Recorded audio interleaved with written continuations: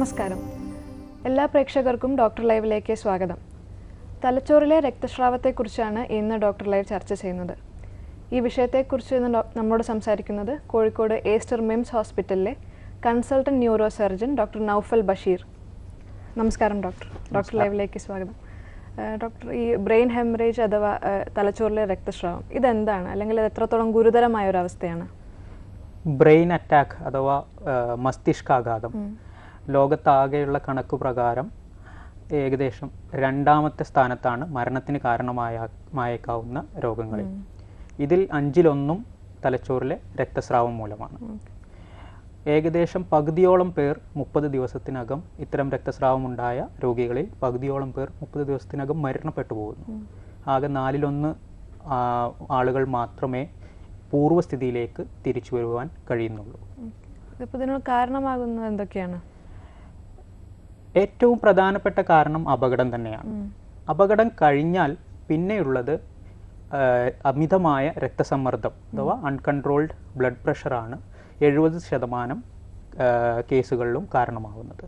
അതുകൂടാതെ രക്തക്കുഴലുകളുടെ അപാകതകളായ അന്യൂറിസം, രക്തക്കുഴലിൻ്റെ കുമിള പോലെ ഉണ്ടാകുന്ന ബലൂൺ പോലെ വീർത്ത് വരുന്നത് പൊട്ടിയിട്ടും, അതുപോലെ രക്തക്കുഴലുകൾ കെട്ടിപ്പിണഞ്ഞ് കിടക്കുന്നതിൻ്റെ ഭാഗമായിട്ടുണ്ടാകുന്ന ആർട്ടീരിയോവീനസ് മാൽഫോർമേഷൻ എന്ന് ഞങ്ങൾ പറയുന്ന ഒരു കണ്ടീഷൻ, ഇത് പൊട്ടിയിട്ടും ഇത്തരത്തിലുള്ള ബ്ലീഡിങ്ങുകൾ ഉണ്ടാവാം. അതുപോലെ തന്നെ ചില ബ്രെയിൻ ട്യൂമറുകൾ, അതുപോലെ മെറ്റസ്റ്റാറ്റിക് ക്യാൻസർ, നമ്മുടെ ശരീരത്തിൻ്റെ പല ഭാഗങ്ങളിൽ നിന്നും തലച്ചോറിലേക്ക് പടർന്നിട്ടുള്ള ക്യാൻസറുകളും ഇത്തരം ബ്ലീഡിങ്ങുകളായിട്ട് പ്രസൻറ്റ് ചെയ്യാറുണ്ട്. മറ്റ് കാരണങ്ങൾ ചോദിക്കുകയാണെങ്കിൽ കട്ട പിടിക്കുന്നതിന് ഉണ്ടാകുന്ന അപാകതകൾ, എസ്പെഷ്യലി ഹീമോഫീലിയ, രക്താർബുദം, കരൾ രോഗങ്ങൾ, സ്ഥിരമായിട്ട് കഴിക്കുന്ന ചില മരുന്നുകൾ, ആസ്പിരിൻ, ക്ലോപ്പിഡോഗ്രൽ, വാർഫറിൻ പോലെയുള്ള ഹൃദയ സംബന്ധമായ രോഗികൾ കഴിക്കുന്ന മരുന്നുകളും ഇത്തരം രക്തസ്രാവത്തിന് കാരണമാകുന്നുണ്ട്. വേറെ കാരണം പറയുകയാണെങ്കിൽ ലഹരി പദാർത്ഥമായി ഉപയോഗിക്കുന്ന കൊക്കൈൻ, ആംഫിറ്റമിനും ഇത്തരം രക്തസ്രാവത്തിന് കാരണമാകുന്നുണ്ട്. നമുക്കൊരു കോൾ ഉണ്ട് ഡോക്ടർ. ഹലോ. ഹലോ, ഡോക്ടർ ലൈവിലേക്ക് സ്വാഗതം. ആരാ സംസാരിക്കുന്നത്? പാലക്കാട് നിന്നാണ്, ഷനു. ഡോക്ടറോട് ചോദിച്ചോളൂ ഷനു. ഹലോ. ഹലോ, കേൾക്കാം, പറയൂ. ഒരു അനിയനെ മറ്റേ ഏതൊക്കെ ആക്സിഡന്റ് ആയിട്ട് ഒരു സർജറി കഴിഞ്ഞിട്ടുണ്ടായിരുന്നു തലയില്. ഓഹോ. മെഡിക്കൽ കോളേജിൽ കഴിഞ്ഞിട്ടുണ്ടായിരുന്നു. ഇപ്പൊ ചെറുതായിട്ട് തലവേദന ഇപ്പൊ ഇടയ്ക്ക് വരാറുണ്ട്. അതിപ്പോ ഡേഞ്ചർ ആയിട്ടുള്ള പ്രശ്നമാണോ എന്നുള്ള കാര്യം. എത്ര കാലമായി സർജറി കഴിഞ്ഞിട്ട്? ഏകദേശം ഒരു 1.5 വർഷമായി. 1.5 വർഷമായി. തലയുടെ പരിക്കിൻ്റെ ഭാഗമായി പല ആളുകൾക്കും ലോങ് ടേം ആയിട്ട്, അതെന്ന് വെച്ചാൽ കുറേ കാലങ്ങൾക്ക് വരെ ഇടയ്ക്കിടയ്ക്ക് തലവേദന വരാറുണ്ട്. അത് സ്വന്തം ദൈനംദിന ജീവിതത്തെ ബാധിക്കുന്ന തരത്തിലുള്ളതല്ല എന്നുണ്ടെങ്കിൽ അതിനെക്കുറിച്ച് വല്ലാതെ സങ്കടപ്പെടുകയോ അല്ലെങ്കിൽ ടെൻഷൻ അടിക്കാതിരിക്കുകയാണ് ചെയ്യുന്നത് ഉത്തമം.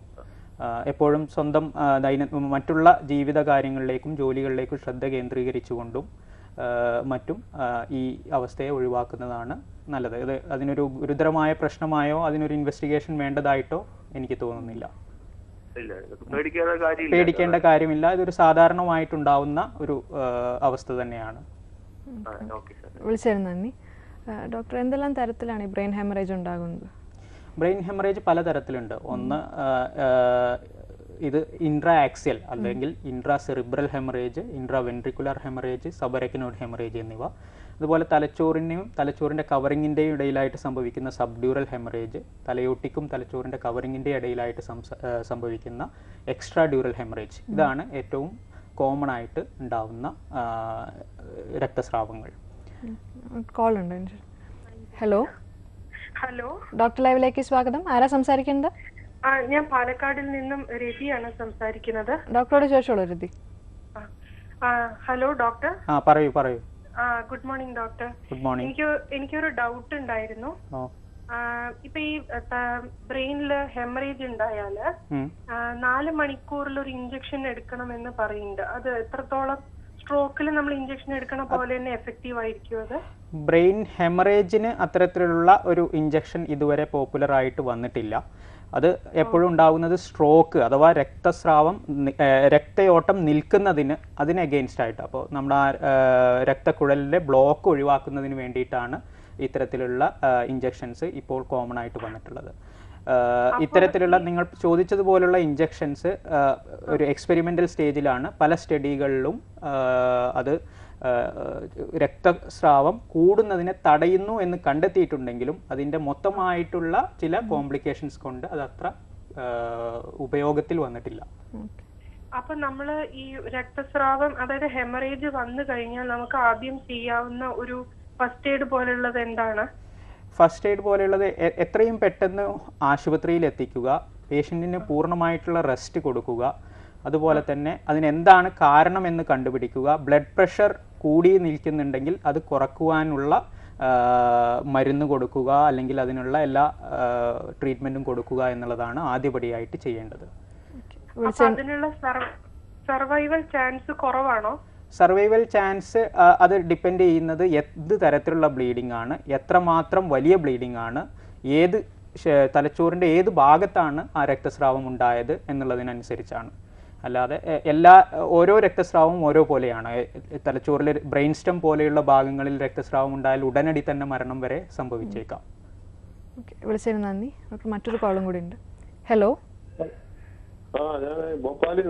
ഡോക്ടറോട് ചോദിച്ചോളൂ. സാറേ, ഈ രക്തസ്രാവം തലച്ചോറിലേക്ക് എങ്ങനെ അറിയുന്നത്, എങ്ങനെ മനസ്സിലാക്കാമല്ലോ? ഇതിൻ്റെ ലക്ഷണങ്ങൾ യൂഷ്വലി വളരെ പെട്ടെന്നുണ്ടാവുന്നതാണ്. പെട്ടെന്നുണ്ടാവുന്ന തലവേദന, തീവ്രമായ തലവേദന, ഛർദി, അബോധാവസ്ഥ, ഒരു ഭാഗം കുഴഞ്ഞു പോവുക, സംസാരിക്കുന്നതിനുള്ള ബുദ്ധിമുട്ട്, സംസാരം മനസ്സിലാകുന്നതിനുള്ള ബുദ്ധിമുട്ട്, കാഴ്ചക്കുറവ് എന്നിവയാണ്. ഇത് കണ്ടുപിടിക്കുന്നതിനുള്ള മെത്തേഡ് ഏറ്റവും പ്രധാനമായിട്ടും ഏറ്റവും ആദ്യമായിട്ടും ചെയ്യുന്നത് CT scan, computed tomography scan തന്നെയാണ്. ഇതിൽ നിന്ന് നമുക്ക് ഇത് ഡയഗ്നോസ് ചെയ്യാൻ പറ്റും. ഇതിൻ്റെ കാരണം അറിയുന്നതിന് വേണ്ടി പല ആളുകളിലും നമ്മൾ MRI അല്ലെങ്കിൽ സെറിബ്രൽ ആൻജിയോഗ്രാം എന്നിങ്ങനെയുള്ള ടെസ്റ്റുകളും ചെയ്യാറുണ്ട്. ഈ BP, കൊളസ്ട്രോൾ അങ്ങനെയുള്ള കാര്യങ്ങൾ കൊണ്ടാണ് സംഭവിക്കുന്നത്. രക്തസമ്മർദ്ദമാണ് ഏറ്റവും കോമൺ ആയിട്ടുള്ള ഇത്തരം സ്പോണ്ടേനിയസ് ആയിട്ട് സംഭവിക്കുന്ന രക്തസ്രാവത്തിൻ്റെ 70% കാരണവും രക്തസമ്മർദ്ദമാണ്, അമിതമായ രക്തസമ്മർദ്ദമാണ്. ഓക്കെ, വിളിച്ചതിന് നന്ദി. ഡോക്ടർ ലൈവിൽ ഒരു ഇടവേളയാണ്.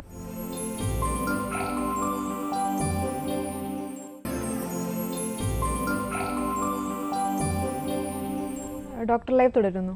ഡോക്ടർ, നമുക്കൊരു കോൾ ഉണ്ട്. ഹലോ, നമസ്കാരം. പെരുമ്പാവൂരിൽ വിളിക്കാം, സോജൻ ജോൺ. ഡോക്ടറോട് ചോദിച്ചോളൂ. ഡോക്ടറെ, ഹലോ, നമസ്കാരം. പറയൂ. നമസ്കാരം. ഈ തലച്ചോറിലേക്കുള്ള രക്തസ്രാവവും പ്രഷറും കൊളസ്ട്രോളും തമ്മിൽ എന്തെങ്കിലും ബന്ധമുണ്ടോ? നേരത്തെ പറഞ്ഞതുപോലെ ബ്ലഡ് പ്രഷർ അല്ലെങ്കിൽ അമിത രക്തസമ്മർദ്ദം ആണ് മിക്ക കേസുകളിലും ഇതിന് കാരണം. ഏകദേശം 70%. അതുപോലെ തന്നെ കൊളസ്ട്രോളിനും അതിൽ വളരെ വലിയതായിട്ടുള്ള ഒരു ഭാഗമുണ്ട്. ഇവിടെ നിലവില് ഇവിടുത്തെ ഇങ്ങനെയുള്ള പ്രോഗ്രാം വരുമ്പോൾ ഒരു ഡോക്ടേഴ്സും ഭക്ഷണം ഈ ഇറച്ചിയും ഈ ചത്ത കോഴിയും ഒക്കെ തീറ്റ നിർത്തണം എന്ന് ഒരു ഡോക്ടർ അഡ്വൈസ് ചെയ്ത് കാണുന്നില്ല. മാത്രമല്ല, പ്രഷർ, കൊളസ്ട്രോൾ എന്ന് പറയുന്ന വഴി തന്നെ ഏറ്റവും നല്ല മെഡിസിൻ ആയിട്ടുള്ള വെളിച്ചെണ്ണ ഒഴിവാക്കിക്കൊണ്ട് സൺഫ്ലവർ ഓയിലും തവിടിനെയും കഴിക്കാനാണ് പറയുന്നത് എല്ലാ ഡോക്ടേഴ്സും. കൊളസ്ട്രോൾ എന്ന് പറയുമ്പോഴേ അത് ഏറ്റവും വിഷമാണ്, ഇത് കെമിക്കലാണ് എന്ന് ഒരു ഡോക്ടർമാരും പറഞ്ഞു കൊടുക്കുന്നില്ല. ഈ സൺഫ്ലവർ ഓയിലും തവിടെണ്ണയും കെമിക്കലി റിഫൈൻഡ് ആണ്. ഞാൻ സൺഫ്ലവർ ഓയിലിന്റെ കമ്പനിയിൽ ജോലി ചെയ്തിരുന്നതാണ്. ഇത് 2 കെമിക്കൽ ചേർത്ത് റിഫൈൻ ചെയ്യണതാണ്. ഇത് കഴിച്ചാൽ ബ്ലഡ് ക്യാൻസർ, കിഡ്നി ഫെയിലിയർ, അതേപോലെ തവിടെണ്ണ ഉണ്ടാക്കുന്ന മെയിൻ ആള് അതിന്റെ കമ്പനി ഓണർ വെളിച്ചെണ്ണ കഴിക്കണേ. വെളിച്ചെണ്ണ എന്ന് പറഞ്ഞാൽ ഏറ്റവും നല്ല മെഡിസിൻ ആണ്. കൊളസ്ട്രോൾ എന്ന് പറയുന്നത് ഇറച്ചി, മീനും, പാലും, മുട്ടയും തൈരുമാണെന്ന് ഒരു ഡോക്ടറും പറഞ്ഞു കൊടുക്കുന്നില്ല. അത് വലിയൊരു എപ്പോഴും നമ്മളെല്ലാവരും പറയുന്ന ഒരു സംഗതി തന്നെയാണ് റെഡ് മീറ്റ്, അല്ലെങ്കിൽ നമ്മൾ പശു ഇറച്ചി, അതുപോലെ മട്ടൻ എന്നിവ അവോയ്ഡ് ചെയ്യുന്നത് ഇത്തരത്തിലുള്ള രോഗങ്ങൾ പ്രിവെന്റ് ചെയ്യാൻ വളരെയധികം സഹായമാവുന്ന ഒരു സംഗതിയാണ്. അതുപോലെ തന്നെ പച്ചക്കറികളും പഴവർഗ്ഗങ്ങളും കൂടുതലായിട്ട് കഴിക്കുന്നതും ഇത്തരത്തിലുള്ള കൊളസ്ട്രോൾ അല്ലെങ്കിൽ ഹൈപ്പർ ലിപ്പിഡമിയ പോലെയുള്ള സംഗതികൾ പ്രിവെന്റ് ചെയ്യാൻ വളരെയധികം സഹായമാവുന്ന ഒരു സംഗതി തന്നെയാണ്. വിളിച്ചതിന് നന്ദി. ഡോക്ടർ, മറ്റൊരു കോളും കൂടി ഉണ്ട്. ഹലോ, ഹലോ, കോൾ കട്ടായി തോന്നുന്നു. ഡോക്ടർ നേരത്തെ വിശദീകരിച്ച് പറഞ്ഞ പലതരത്തിലുള്ള ബ്രെയിൻ ഹെമറേജ്, ഇതൊന്ന് വിശദീകരിച്ച് പറയാമോ? ഞാൻ നേരത്തെ പറഞ്ഞതുപോലെ ഇൻട്രാ സെറിബ്രൽ ഹെമറേജ് അല്ലെങ്കിൽ തലച്ചോറിൻ്റെ ഉള്ളിലുള്ള രക്തസ്രാവം, ഇതാണ് ബ്ലഡ് പ്രഷർ കൂടിയതിൻ്റെ അല്ലെങ്കിൽ രക്തസമ്മർദ്ദം കൊണ്ടുണ്ടാവുന്ന ഏറ്റവും കോമൺ ആയിട്ടുള്ള രക്തസ്രാവം. ഇത് പല ഭാഗങ്ങളിലായിട്ടുണ്ടാവാം. ഏറ്റവും കൂടുതലായിട്ടുണ്ടാവുന്നത് ബേസൽ ഗാംഗ്ലിയ എന്ന് പറയുന്ന ഒരു ഭാഗത്താണ്. അതുപോലെ തന്നെ നേരത്തെ ചോദിച്ച വേറെ ഒരു തരം രക്തസ്രാവമാണ് സബറക്കിനോയിഡ് ഹെമറേജ്. സബറക്കിനോയിഡ് ഹെമറേജിൻ്റെ രോഗികൾ പ്രസൻറ്റ് ചെയ്യുന്നത് വളരെ കൃത്യമായിട്ടുള്ള രൂപത്തിലാണ്. അവരെപ്പോഴും പറയും തൻ്റെ ജീവിതത്തിൽ ഇതുവരെ ഉള്ളതിൽ വെച്ചിട്ട് ഏറ്റവും കഠിനമായ തലവേദന, തല പൊട്ടിത്തെറിക്കുന്നത് പോലെയുള്ള ഒരവസ്ഥ അങ്ങനെ ഉണ്ടായി. അതിനുശേഷം പെട്ടെന്ന് താൽക്കാലികമായി ബോധം പോകുന്നു, ഛർദി, ഇങ്ങനെയാണ് എസ്പെഷ്യലി ഇത്തരം രോഗികൾ പ്രസൻറ്റ് ചെയ്യാറ്. ഇത് സബറക്കിനോയിഡ് ഹെമറേജ് സ്പോണ്ടേനിയസ് ആയിട്ടുണ്ടാവുന്നതിൽ മിക്ക ആളുകളിലും അന്യൂറിസം, ഈ രക്തക്കുഴലുകളിൽ നിന്നുള്ള കുമിള പൊട്ടിയിട്ടാണ് ഉണ്ടാവുന്നത്. ഇത് വളരെയധികം അപകടകരമായുള്ള ഒരു അവസ്ഥയാണ്, ഒരു എമർജൻസി സിറ്റുവേഷനാണ്. കാരണം ഇത്തരം കുമിളകൾ വീണ്ടും പൊട്ടാനും രണ്ടാമത് പൊട്ടുമ്പോൾ ഈവൻ ഉടനടി മരണം സംഭവിക്കാനുമുള്ള സാധ്യതകൾ വളരെ വളരെ കൂടുതലാണ്. അതുകൊണ്ട് തന്നെ ഇത്തരം കുമിളകൾ ഉണ്ട് എന്ന് കണ്ടുപിടിച്ച് അവയുടെ കൃത്യമായ സമയത്ത് എമർജൻസി ആയിട്ട് തന്നെ അത് അടക്കാൻ, ഐദർ ക്ലിപ്പിംഗ് എന്നുള്ള സർജിക്കൽ മെത്തേഡോ അല്ലെങ്കിൽ കോയിലിംഗ്, എൻഡോവാസ്കുലർ കോയിലിംഗ്, നമ്മൾ രക്തക്കുഴലിൻ്റെ ഉള്ളിലൂടെ പോയിട്ട് ഇത്തരം കുമിളകളിലേക്കുള്ള രക്തസ്രാവം നിർത്താൻ പറ്റുന്ന മെത്തേഡോ ചെയ്യേണ്ടതുണ്ട്. നമുക്കൊരു കോൾ ഉണ്ട് ഡോക്ടർ. ഹലോ ഹലോ, ഡോക്ടർ ലൈവിലേക്ക് സ്വാഗതം. അതെ, ആരാ സംസാരിക്കുന്നത്? രഞ്ജിത്താണ്, കുവൈറ്റിൽ നിന്ന്. ഡോക്ടറോട് ചോദിച്ചോളൂ രഞ്ജിത്ത്. ഹലോ, ഞാൻ ഒരു 3 മാസം മുമ്പ് ഹൈറ്റിൽ നിന്ന് വീണിരുന്നു. എന്റെ തലയിൽ രക്തം ക്ലോട്ട് ചെയ്തിരുന്നു. ഓക്കെ. ഇത് എനിക്ക് ബെർഹോൾ ചെയ്തിട്ടുണ്ടായിരുന്നു ഒരു 2 മാസം മുമ്പ്. ഓക്കെ. ഇപ്പൊ ഞാൻ ഇത് മെഡിസിൻ കഴിച്ചുകൊണ്ടിരിക്കുകയാണ്. ഇത് വീണ്ടും വരാൻ ചാൻസ് ഉണ്ടോ? ബർഹോൾ ചെയ്തിട്ടുള്ളത് ഒരു ക്രോണിക് സബ്ഡ്യൂറൽ ഹെമറ്റോമ എന്ന തരത്തിലുള്ള ഒരു കണ്ടീഷനാണ്. ഇത്തരത്തിൽ നമ്മൾ ബർഹോൾ ആയിട്ട് അത് ഇവാക്യുവേറ്റ് ചെയ്യാറുള്ളത്. ഇത്തരം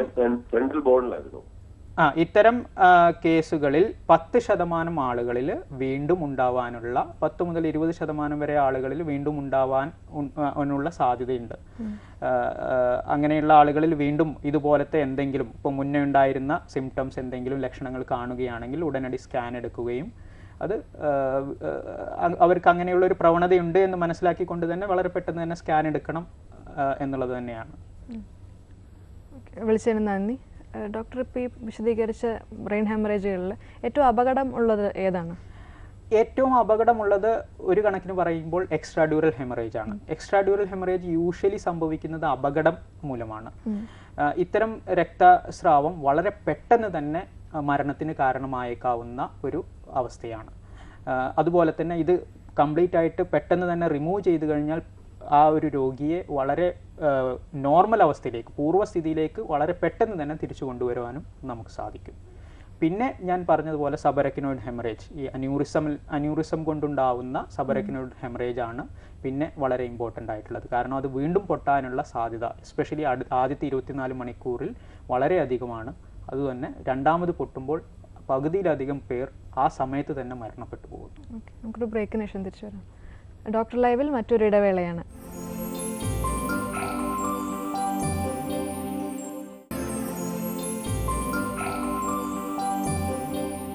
ഡോക്ടർ ലൈവ് തുടരുന്നു. ഡോക്ടർ, നമുക്കൊരു കോൾ ഉണ്ട്. ഹലോ, ഡോക്ടർ ലൈവിലേക്ക് സ്വാഗതം. ആരാ സംസാരിക്കുന്നത്?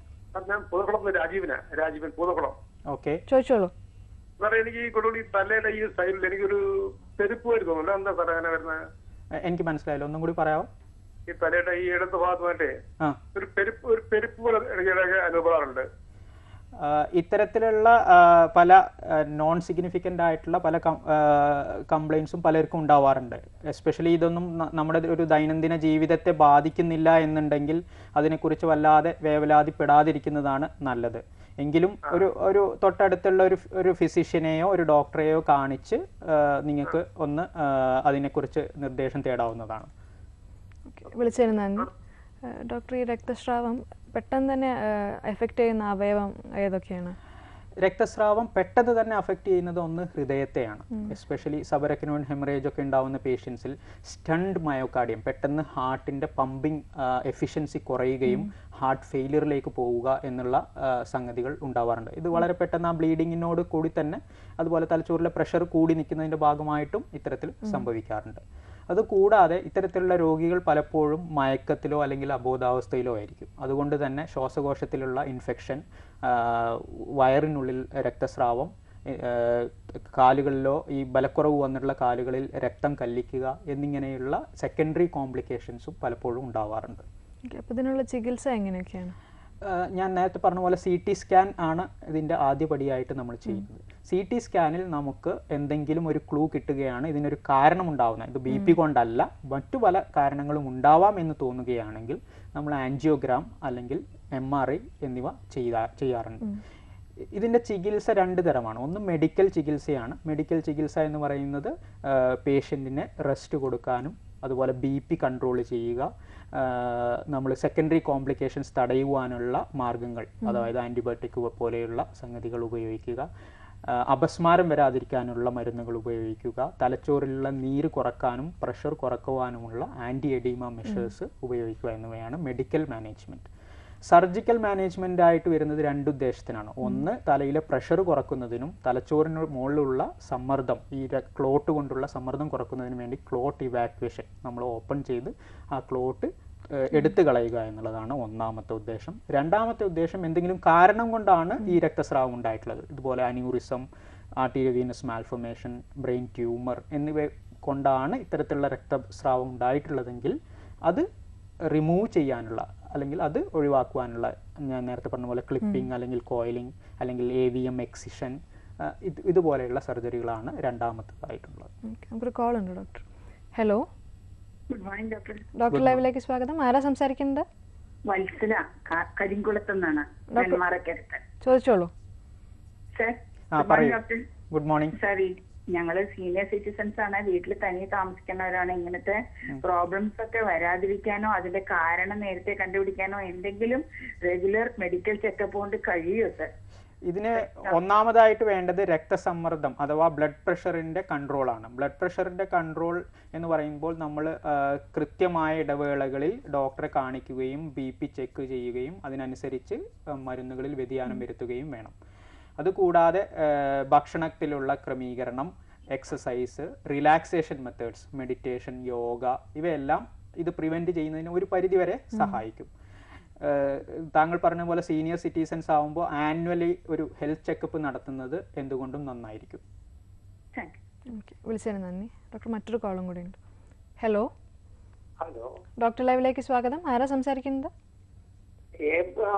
ഒരാളാണ്. ഡോക്ടറോട് ചോദിച്ചോളൂ. പറയൂ. ഹലോ, എന്റെ ബ്രദറിന്റെ സണ്ണിന്റെ വർക്കാണ് ഞാൻ സംസാരിക്കുന്നത്. ഓക്കെ. അവന് ഈസ് 42 years old. അപ്പം 2 മാസം മുമ്പ് തലച്ചോറിനൊരു രക്തസ്രാവം ഉണ്ടായി. അത് ക്ലോട്ട് ചെയ്തു. ഓക്കെ. ക്ലോട്ട് ചെയ്തിട്ട് ഞാൻ മനസ്സിലാക്കുന്നത് ആ ഭാഗത്തെ സെല്ല് ഡെഡ് ആയെന്നാ. ഓക്കെ. അതുകൊണ്ട് അവർ ഓപ്പൺ ചെയ്ത് അത് റിമൂവ് ചെയ്യാൻ ശ്രമിച്ചില്ല. മരുന്നൊക്കെ കൊടുത്തു. ഒരു റൈറ്റ് സൈഡ് പാരലൈസ്ഡ് ആയി. ഓക്കെ. അദ്ദേഹത്തിന് ബ്ലഡ് പ്രഷർ ഉണ്ടായിരുന്നതായിരുന്നോ? ബ്ലഡ് പ്രഷർ ഉള്ള രോഗിയാണോ? അല്ല, ഡയബറ്റിക് ആയിരുന്നു. ഓക്കെ. അത് കഴിഞ്ഞിട്ട് അവിടെ 1 മാസം ജീവിച്ചിട്ട് പിന്നെ കൂടുതലായിട്ടും ചെയ്യുന്ന റീഹാബിലിറ്റേഷൻ മതി എന്ന് പറഞ്ഞു. സംസാരശേഷി നഷ്ടപ്പെട്ടു. ഓക്കെ. ഇത്തരത്തിലുള്ള രക്തസ്രാവം കൊണ്ട് പലപ്പോഴും ഞാൻ നേരത്തെ പറഞ്ഞ പോലെ ഒരു ഭാഗം തളർന്നു പോവുക, സംസാരത്തിനുള്ള ബുദ്ധിമുട്ട് എന്നിവ വരാറുണ്ട്. ഓപ്പറേഷൻ ചെയ്യുന്നത് ജീവൻ രക്ഷാർത്ഥം മാത്രമാണ് പലപ്പോഴും. കാരണം ഈ രക്തസ്രാവം ഉണ്ടാകുന്ന സമയത്ത് തന്നെ ഇത്തരം കോശങ്ങൾ നശിച്ചു പോവുകയും പെട്ടെന്ന് തന്നെ ഡാമേജുകൾ ഉണ്ടാവുകയും ചെയ്യാറുണ്ട്. അതുകൊണ്ട് തന്നെ ഒരു ജീവൻ രക്ഷാർത്ഥം മാത്രമാണ് ഓപ്പറേഷൻ ചെയ്ത് ക്ലോട്ട് ഇവാക്യുവേറ്റ് ചെയ്യുന്നത്. അപ്പോൾ ഇങ്ങനെയുള്ള രോഗികൾക്ക് റീഹാബിലിറ്റേഷൻ അല്ലെങ്കിൽ ഫിസിയോതെറാപ്പി തന്നെയാണ് ചെയ്യേണ്ടത്. അതായത് ഇപ്പോഴത്തെ പൊസിഷൻ 2 മാസം കഴിഞ്ഞു. ഇപ്പം വെല്ലൂർ റീഹാബിലിറ്റേഷൻ സെന്ററിലാണ്. ഓക്കെ. അത് തന്നെയാണ് നമ്മൾ ചെയ്യേണ്ടത്. കുറച്ച് ദൂരം നടക്കും. ഒരു വർഷം വരെയൊക്കെ ആളുകൾ ഇമ്പ്രൂവ് ചെയ്തുകൊണ്ടിരിക്കും. ഏറ്റവും കൂടുതൽ ഇമ്പ്രൂവ്മെന്റ് ഉണ്ടാകുന്നത് ആദ്യത്തെ 6 മാസമാണ്. ഒരു വർഷം വരെ ഇമ്പ്രൂവ് ചെയ്തുകൊണ്ടിരിക്കും. ഒരു വർഷത്തിൽ എങ്ങനെയാണോ, 1ാമത്തെ വർഷം കഴിയുമ്പോൾ എങ്ങനെയാണോ ആ രോഗി ഉണ്ടാകുന്നത്, ഏകദേശം അതുപോലെ തുടരാനാണ് പിന്നെ സാധ്യത. ഓക്കെ, വിളിച്ചതിന് നന്ദി ഡോക്ടർ. ഇപ്പോൾ ഒരിക്കൽ ഇതിന് ചികിത്സ നേടിക്കഴിഞ്ഞാൽ പിന്നീട് ഇത് ഇങ്ങനെ പ്രശ്നം ഉണ്ടാവാൻ സാധ്യതയുണ്ടോ? പിന്നീട് ഉണ്ടാവാനുള്ള സാധ്യതയുണ്ട്. അതുകൊണ്ട് തന്നെ ഇത്തരം ഒരു രക്തസ്രാവം ഉണ്ടായ ആളുകൾ തൻ്റെ ജീവിതത്തിൽ വളരെ ചിട്ടയായ ക്രമീകരണങ്ങളോട് കൂടി തന്നെ മുന്നോട്ട് പോകണം. ഞാൻ നേരത്തെ പറഞ്ഞ പോലുള്ള അന്യൂറിസം അല്ലെങ്കിൽ ആർട്ടീരിയൽ വീനസ് മാൽഫോർമേഷൻ ഉള്ള രോഗികളാണെങ്കിൽ അതിൻ്റെ ചികിത്സ ചെയ്യുക തന്നെ വേണം, ഡെഫിനിറ്റ് ആയിട്ടുള്ള ട്രീറ്റ്മെൻറ്റ്. അത് കഴിഞ്ഞതിന് ശേഷം ഇത് ചെക്ക് ചെയ്യുകയും വേണം. ഒരു ചെക്ക് ആൻജിയോഗ്രാം ചെയ്തിട്ട് ഈ അന്യൂറിസം കംപ്ലീറ്റ് ആയിട്ട് ഒക്ലൂഡഡ് ആണോ അല്ലെങ്കിൽ ഈ AVM കംപ്ലീറ്റ് ആയിട്ട് എക്സൈസ്ഡ് ആണോ എന്നുള്ള സംഗതികൾ ചെക്ക് ചെയ്യുകയും വേണം. കൂടാതെ ഭക്ഷണത്തിലുള്ളതും എക്സസൈസ്, ചിട്ടയായിട്ടുള്ള ഒരു ജീവിതം നയിക്കുക തന്നെ വേണം. ഇത് മരുന്നുകൾ കൊണ്ടും മാറുന്ന ഒന്നാണ്, അതോ സർജറി എന്തായാലും വേണമെന്ന് നിർബന്ധമില്ല? ഇല്ല, ഞാൻ നേരത്തെ പറഞ്ഞതുപോലെ എസ്പെഷ്യലി ഹൈപ്പർ ടെൻഷൻ കൊണ്ടുണ്ടാവുന്ന ഹെമറേജ്, രക്തസ്രാവം, ഇതിന് മിക്ക കേസുകളിലും നമ്മൾ സർജറി ചെയ്യുന്നില്ല. സർജറി ചെയ്യുന്നത് ജീവൻ രക്ഷാർത്ഥമോ അല്ലെങ്കിൽ ബ്രെയിനിൻ്റെ മുകളിലുള്ള സമ്മർദ്ദം കുറക്കുന്നതിന് വേണ്ടിയോ മാത്രമാണ്. കാരണം ഇത്തരത്തിലുള്ള രക്തസ്രാവം സംഭവിക്കുന്ന സമയത്ത് തന്നെ ആ ഡാമേജുകൾ ഓൾറെഡി സംഭവിക്കും. അപ്പോൾ ഇത്തരത്തിലുള്ളതിന് മരുന്നുകൾ കൊണ്ട് തന്നെയാണ് അധികവും നമ്മൾ ചികിത്സിക്കുന്നത്. തിരിച്ചറിഞ്ഞ ഉടനെ തന്നെ ചികിത്സ വേണം അല്ലെങ്കിൽ എത്ര മണിക്കൂറിനുള്ള ചികിത്സ വേണമെന്ന് പറയുന്നു? എപ്പോഴും പറയുന്ന പോലെ ടൈം ഈസ് ബ്രെയിൻ. എത്രയും പെട്ടെന്ന് തന്നെ ഇത്തരത്തിലുള്ള അസുഖങ്ങൾക്ക്, ഇത്തരത്തിലുള്ള രക്തസ്രാവങ്ങൾക്ക് ചികിത്സ തേടുക തന്നെ വേണം. കാരണം ഒരു ജീവൻ മരണ പ്രശ്നം അല്ലെങ്കിൽ ജീവൻ രക്ഷാർത്ഥം ചെയ്യുന്ന സർജറികളൊക്കെ വളരെ പെട്ടെന്ന് തന്നെ ചെയ്തിട്ടില്ലെങ്കിൽ തിരിച്ചു കൊണ്ടുവരാൻ പറ്റാത്ത വിധത്തിലുള്ള കോമ പോലെയുള്ള സ്ഥിതിഗതികളിലേക്ക് പോകാനുള്ള സാധ്യത വളരെ കൂടുതലാണ്. ഡോക്ടർ, ഇന്നത്തെ സമയോടെ പൂർണ്ണമായി. തലച്ചോറിലെ രക്തസ്രാവത്തെക്കുറിച്ച് വിശദീകരിച്ചാൽ